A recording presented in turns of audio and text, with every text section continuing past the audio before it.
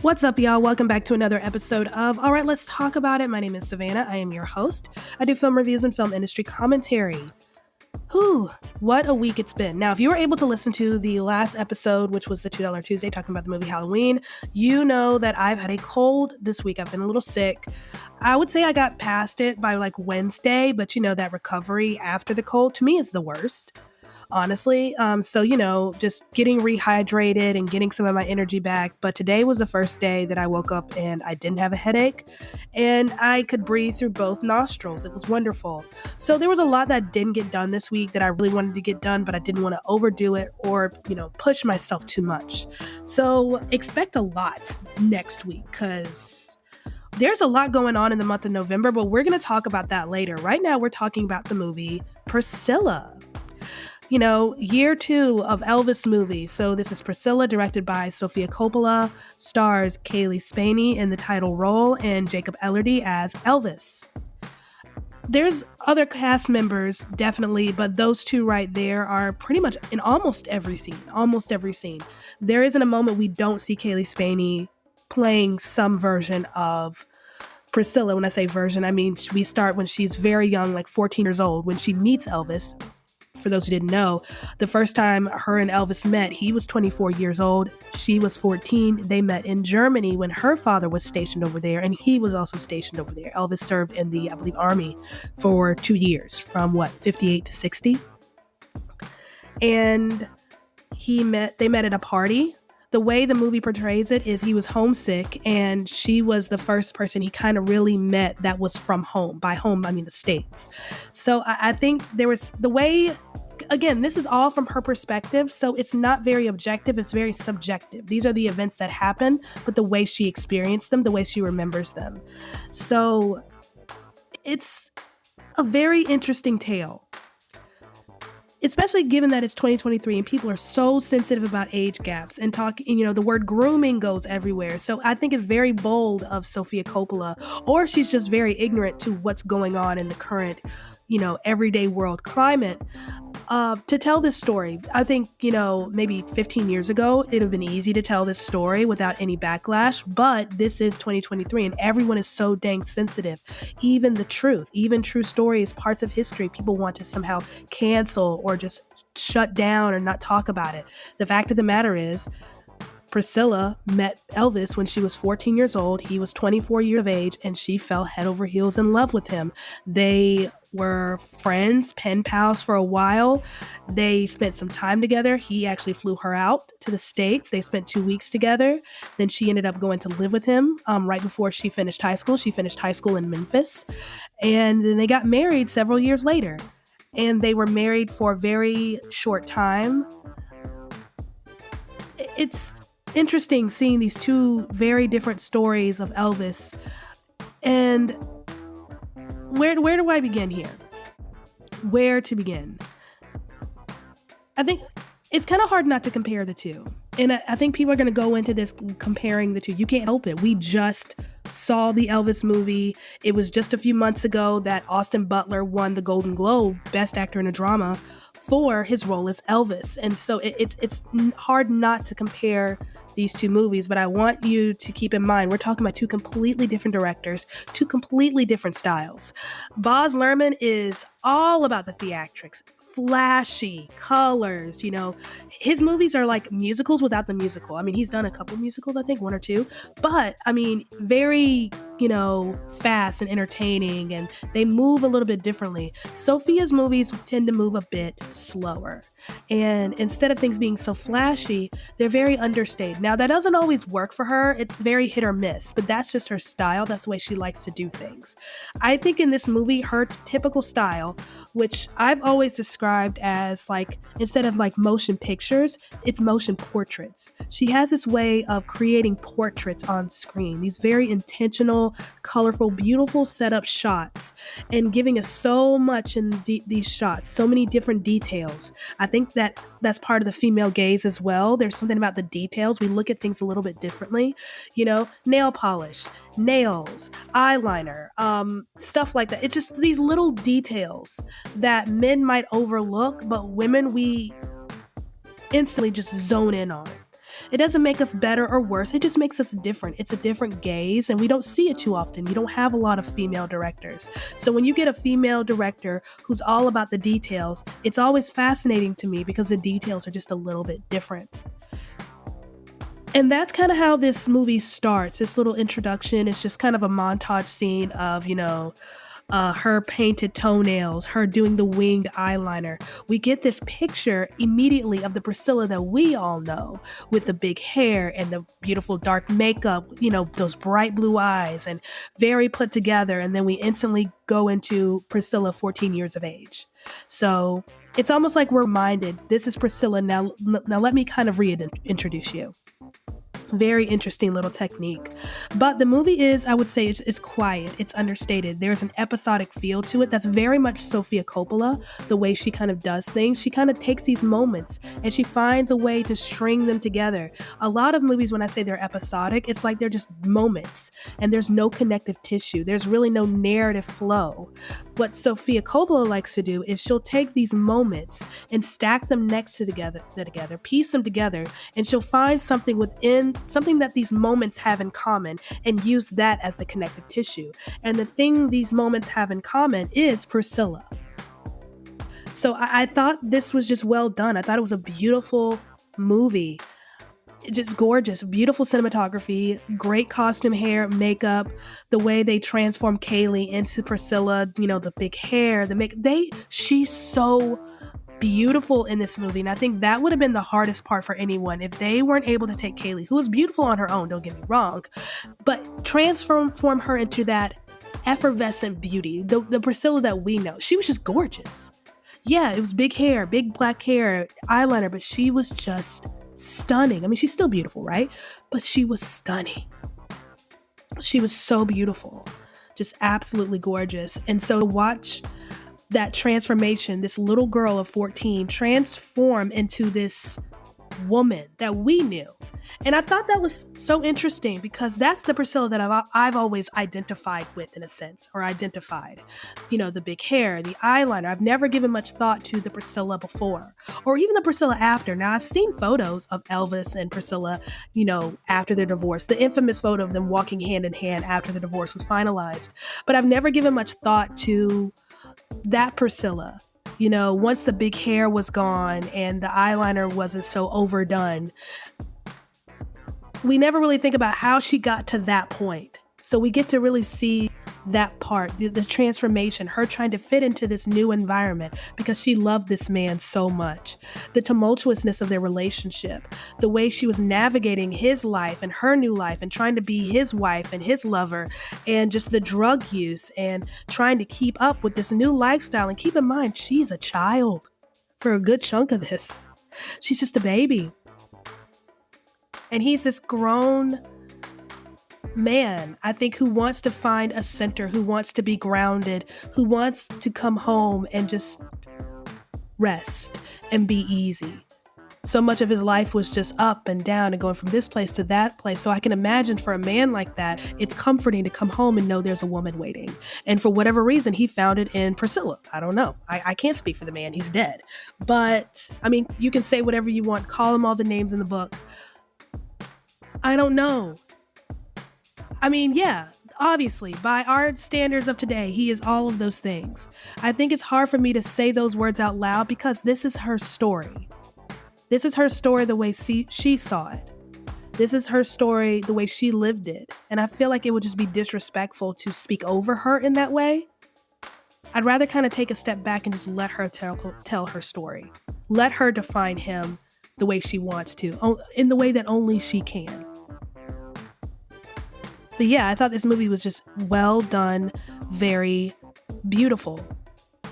I thought Kaylee did an excellent job in portraying this role with what she was given. Now, I know that sounds bad the way I say it because I've said that before, but again, this is it's dialogue kind of light. It's dialogue light, very understated, very quiet. So much of Kaylee's performance relies on her facial expressions and her reacting to things around her. There's one scene where it's after she's officially moved to Memphis. She's waiting for Elvis to come back from, I think shooting a movie. He comes back. She sits at the dinner table with him, and she's just trying to get comfortable in the setting. She's surrounded by all these different men who are his friends, and he's next to her. And all we have really of the scene is her face. She's front and center while everything's kind of happening around her. We're watching her kind of transform and mold into the setting. We watch her try to get comfortable, try to get easy with it, trying to, it's a beautiful thing. We have these moments where everything's kind of happening around her and we're just watching her respond to it. When she goes into labor, it's so funny. That thing was too funny. It was the most woman thing I've ever seen, because she's sitting upstairs doing her makeup, putting on false eyelashes, making sure she looks good. I'm like, absolutely, girl, because them pictures. And the men downstairs are just losing their minds. And she's just calm, cool, collected, doing her makeup, taking her time. It was just beautiful to compare that moment to the moment from before when she was about 17 or 18 years old, and just seeing how much growth in such a short amount of time, because she got pregnant shortly after they got married. I think 9 months. So she would have been like 22, 23 years old, somewhere around there. They got married when she was like 21. So from like 17 to like 22, just that much growth, that much change, to see how much of a woman she really has become. She went from this little girl who was very naive and just very taken, and just loved being desired, loved being wanted, loved that he thought about her. He wanted to see her. He went out of his way, met her family, gave in to her father's demands, dropped her off on time, made sure she was chaperoned, made sure she graduated high school. Just this man who went all out for her, and she loved it. She absolutely adored it and felt so treasured and felt so precious. But at the same time, there were so things happening behind the scenes. He was a little controlling, talking about the way she looked. He wanted her hair to be darker so that it could bring out her eyes. He didn't like her in brown because it reminded him of the army. He loved her in blue. So the way she kind of changed herself to match the image that looked best with him, so that she could fit with him and please him. And then as you see their relationship as they start to kind of grow apart, where she gets rid of the dark hair and the overstated eyeliner, and she starts to tone down her wardrobe, and you see kind of a picture of the little girl that once was, as she starts to figure herself out. This movie really is not so much about Elvis, but it's about a woman coming into her own, figuring out who she is in the midst of chaos. I think it's a beautiful portrait, honestly. I know Lisa Marie Presley, Elvis's daughter, she passed away just a few days after the Golden Globes in January. So sad. She took great issue with this film and the script. She didn't like the way her father was portrayed. And I can relate to this somewhat. I understand where she's coming from. My father passed away when I was 4.5 years old. So I didn't really know him all that well. I don't remember knowing him. My oldest memories are of the last time I saw him, and he was in the military and my parents were divorced. So the last time I saw him was like 6 months before he died. So my time with him was very limited. And she was very young when they got divorced.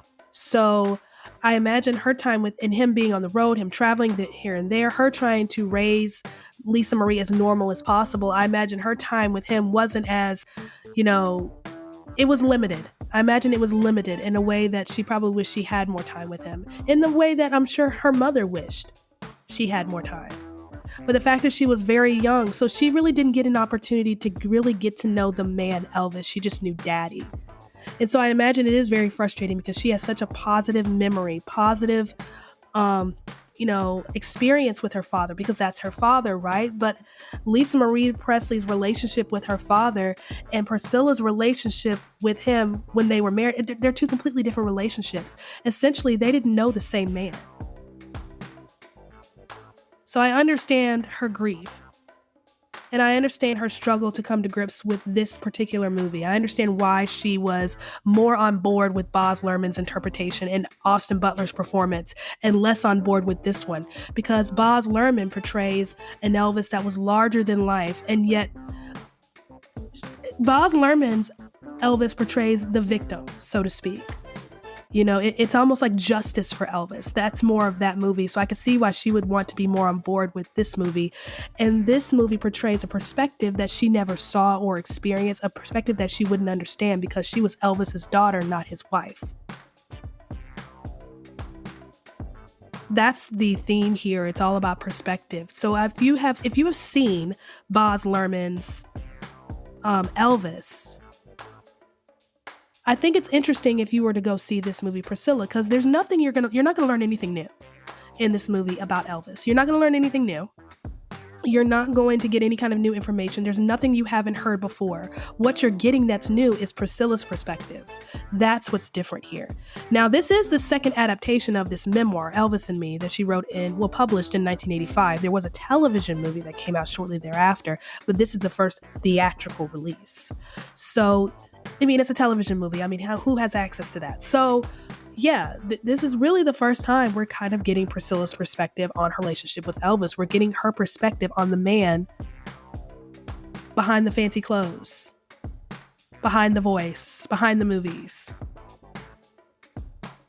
We're seeing him in the way that only she got to see him. We're getting a more fuller picture of Elvis, and I think that's what's so special about these two movies being so close together, because essentially it's the same story, just two very different perspectives. It's not that one is right or one is wrong, we're just getting a fuller picture. So if you do see Elvis, Baz Luhrmann's Elvis, I think you'll find some things funny, not funny, but like things will make a little more sense in the movie Priscilla because they kind of touch on moments or events or people, and they'll make a little more sense. You'll be able to kind of connect some dots. And I don't know how to make it make sense. Talking about him and going and making musicals and movies and his frustrations with that. We saw a little bit of that in the movie Elvis, but now we're seeing from his wife's perspective how she was trying to support him in that endeavor. When he was trying to make a musical comeback and his struggle with that, we're seeing her perspective as his wife trying to support him and his frustration with that.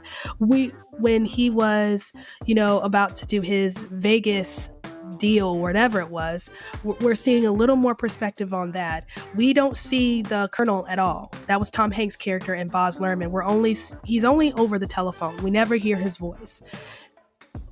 But having that perspective from Baz Luhrmann's movie helps to connect a lot of the dots, helps things to make a little bit more sense. Why he was acting the way he was acting, and why she was so frustrated and felt so alienated and out of the picture. But yeah, I think long story short, I really enjoyed that. Thought it was beautiful, beautifully shot, beautifully acted. Very well done. Round of applause. Now, as far as Oscar contention, I've seen this on a couple of shortlists. I don't think there are any nominations in the future for this, but if I had to throw it on shortlist, I would throw Kaylee Spaney on shortlist for Best Actress, and I would throw this movie in for Best Cinematography. I think a case could be made for Best Adapted Screenplay. I think a case could be made. But I'm not seeing any nominations, but I can see where this might fall on a few shortlists. That's just my opinion.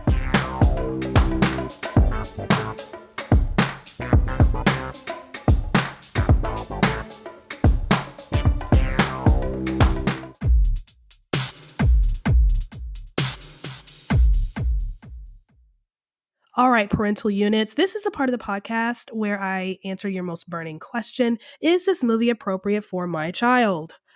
Now, just kind of a tidbit for you parents. There is an app. It's called Critic List. Now, if you look at the description, whether you're on YouTube or you're listening on another platform, but if you look at the description, you will see where it says Critic List and a link. I am on an app called Critic List. It's fairly new. A guy named Blaine actually reached out to me a while ago, and then I found it again and I've signed up, and I'm obsessed with it. For parents, and you're wanting to know, is this movie have too much violence? Does it have da-da-da-da? That's a good app to go to. You can follow me. It's the same username that I have on pretty much every platform. This is Savvy. And whenever you're doing reviews on Critic List, there's options for how much violence. Is it politically leaning one way or the other? cursing, nudity, stuff like that. And I typically do that the night I see the movie or the morning after. So I would download that app, give me a follow, and I usually see movies, y'all know this, like Thursday nights. And yeah, I think that's a good way to kind of know ahead of time where you and your family might stand on a movie that I review. Now, but to answer your question, is this movie appropriate for my child? First and foremost, if you are a parent and you have boys, and you have just boys, you can go ahead and just skip to the end. I don't think your boys will be interested in this movie. Yes, this is kind of an Elvis movie, but this is definitely a girl's girl kind of movie. I don't think they would find this all that fascinating. But if you have daughters, I think if you have a 12 or 13-year-old, use discretion. I think your 14 and older daughter will be just fine. There's no nudity in this. There are no sex scenes. There's moments of intimacy that you might find a little scandalous, like, she's definitely in lingerie. Keep in mind, she is at times portraying a girl that's between the ages of, when she's in lingerie, between the ages of like 16 and 18. So keep that in mind. And what else? Yeah, so moments of intimacy, some moments of domestic violence. It's not like enough with Jennifer Lopez. It's not like he hits her in the face, beats her up or anything like that. He's just very aggressive. So there's one moment at the very end where he is sexually aggressive with her. Nothing happens, but he is sexually aggressive with her. One moment where he throws a chair, almost hits her. There's one where they're pillow fighting and he gets a little too aggressive, gets mad, stuff like that. But I think this movie is appropriate for definitely a teenage girl. I think your teenage boy or middle school boy won't find this movie interesting, so don't even worry about it. But yeah, for your daughter, I think this is an interesting tale. There's some red flags and cautionary tale-ness in this book, or not book, but movie, that I think would be great conversation starters. So highly recommend if you have a daughter that is between the ages of 14 and 18, take her to see this. I'd say like a matinee, so like a 3 or 4 o'clock showing. And then after the movie, go to dinner and have a conversation. I think there's a lot for you and your daughter to talk about with respect to this movie. Want to advertise on this podcast? Check the episode description to see how you can be featured on the next episode.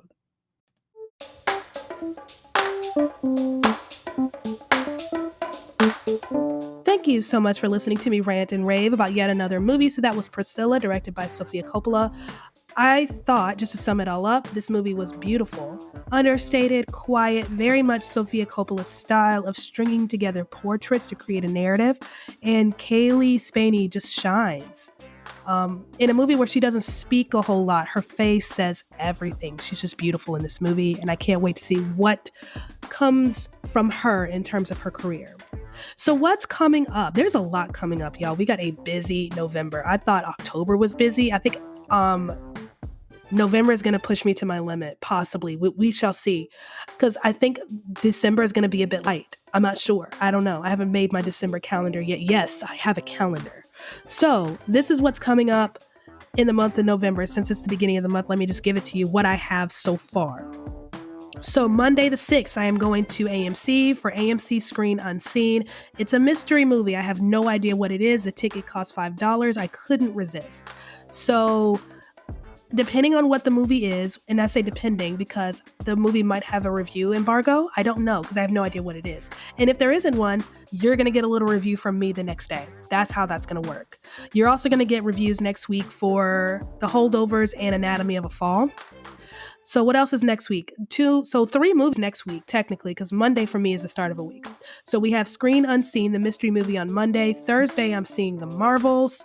And then Friday, I'm seeing Journey to Bethlehem, which is like a Christian musical, the nativity story. Why they're releasing that before Thanksgiving, I don't know. I feel like this will be a good, Advent movie. Somewhere, not quite Christmas, but like right before. But whatever, who am I?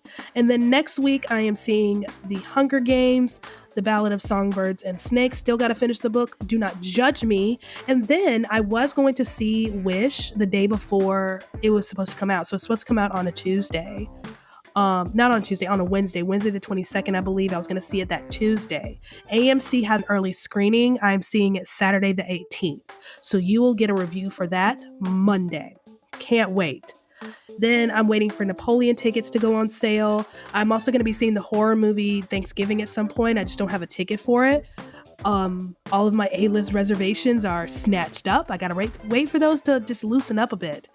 And then there are some Netflix movies coming out. So The Killer comes out next week, the 10th. So I'll probably end up watching that, after I post my review for the Marvels. And then right before I go see Journey to Bethlehem, I'll end up watching, I think it's called The Killer. I know it's David Fincher. I always get his name wrong. Don't judge me. Do not judge me. I feel your judgment. But I know it's David Fassbender, David Fincher, I believe. Now I'm making myself mad. And then Rustin. I know that's limited release right now. It's not in my area, not that I can find. Well, I can look at other theaters outside of AMC if I really wanted to. That's not a, big deal. You know what? I just might. That gave me an idea. So the movie Rustin stars Coleman Domingo. Love him. He's so cool. I love that dude so much. He's just the coolest. Like, he's just so cool. Him and David Keith. Like, if I had to just personify cool, it would be Coleman Domingo and David Keith. Like, they're just so cool. He actually has 2 movies coming out this Oscar contender season. He has Rustin, which I've heard some great things about, and then The Color Purple, which I've heard nothing about. I'm very nervous for that movie, by the way. That's supposed to come out Christmas Day, I think, or Christmas week. I understand that is an adaptation of the musical, but no one's going to really see it that way. They're just going to compare it to the first movie, and what a feat. We shall see how it does. So yeah, there are so many different things happening in the month of November. I'm hoping, crossing my fingers, that I get to see Maestro in theaters before it hits Netflix in December. I would love to see the movie in theaters before Netflix decides to blast it. But it is what it is. I'm also probably going to end up giving you guys a review for Across the Spider-Verse. It's on Netflix now. Watching it on my TV at home, I imagine it's not going to make me sick. Because a lot of people are asking, Savannah, why haven't you seen that movie yet? That kind of animation makes me nauseous. Like the comic book animation, I've never been able to read comic books because it makes me nauseous.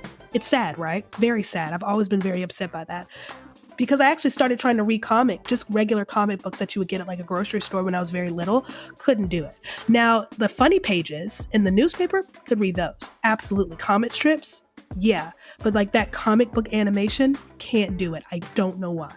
So hopefully I'll get a review for that soon to y'all. I definitely want to, again, do as many Oscar contenders as possible. Minus documentaries. I'm not a documentary girl.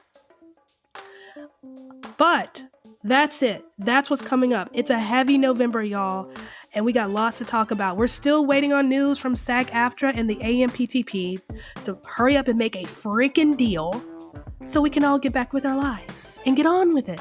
I'm just ready to just get on with it. So cross your fingers for SAG and the big studios to come to an agreement and be friends again so we can all move on and we can get on with our 2024 movie year. Anyways, let me know what your thoughts are. Don't forget to like, comment, and subscribe, and share. I love you very much. I hope you have an amazing, safe weekend. And I guess I'll see you guys sooner than I think. Have a good weekend. Love y'all. Bye.